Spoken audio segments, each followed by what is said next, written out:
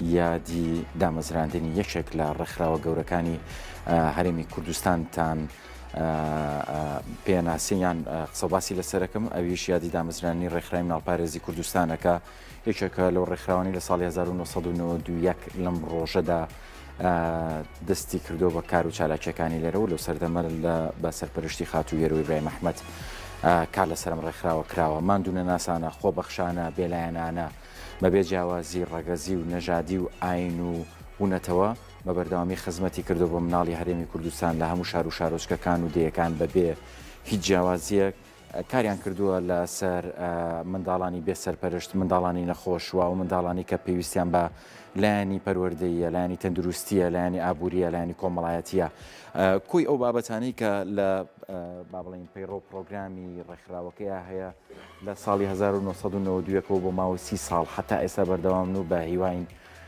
چەندان 30 ساڵی تریش ئەم ڕێکخراوە بەردەوام بێت لە کار و چالاکیەکانی تا بتوانن زیاتر و زیاتر خزمەت بە مناڵانی ئەم شارە بکەن و بە ناوی خۆمان و هەم پرۆگرامەکە و هەمیش دەستگای میدیای کورتسات پیرۆزبایی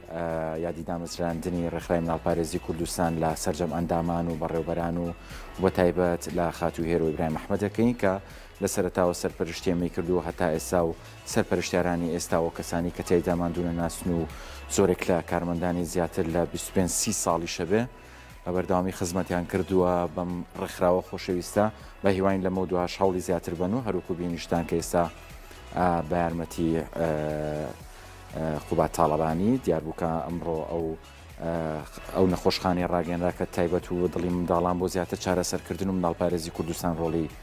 گەورەی تێدا بینی بوو. ڕێکخراوی مناڵپارێزی کوردستانی چەکە لە ڕێکخراوە حکوومیەکانی بواری منداڵان لە باشووری کوردستان کە لەلایەن خاتوویێر و ئیبراهیم ئەحمەدەوە سەرپەرشتی کراوە.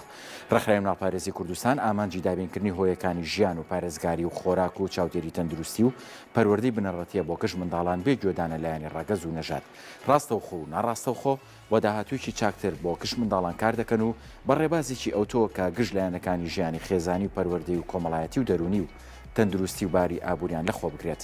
لە ڕۆژی 16 نوێی 1992 دامەزراوە و 30 ساڵە بێ ماندوو بوون یارمەتی و هاوکاری پێشکەش بە منداڵان دەکات.